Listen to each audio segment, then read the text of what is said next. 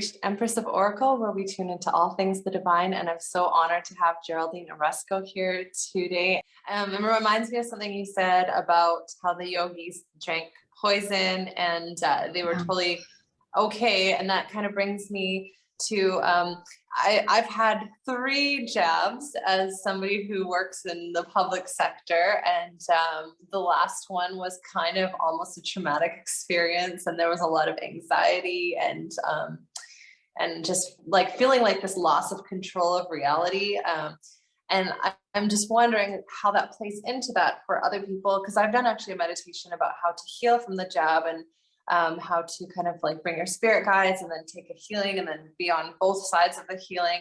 But how would that like multidimensional, DNA system kind of play into healing from the jab? And, could one, as they say, ascend, or if you even believe in that, after taking that, because a lot of people have speculated that once you do that, then there's more difficulty to ascend or to become, to merge with that multidimensional aspect. So what are your kind of thoughts on that?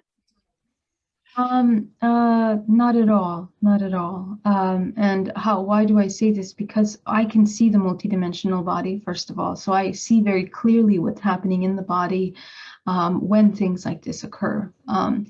But also, I just came back from a retreat with Bruce Lipton, and he discussed this topic in depth because he is an immunologist and he's a biologist. So he knows the function of these things.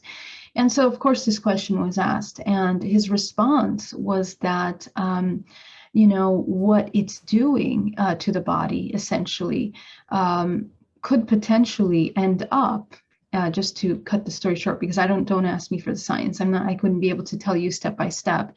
But as this mRNA comes and binds to the cells, essentially it, has the ability to spread in the body and potentially cause the immune system to work against the physical body in long term. Mm-hmm.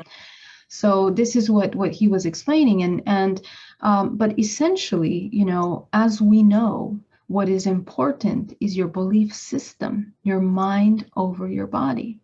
So what that means is that your body is just a hologram. You have to remember it is just a hologram. And what directs the hologram is the consciousness in its state of presence and awareness.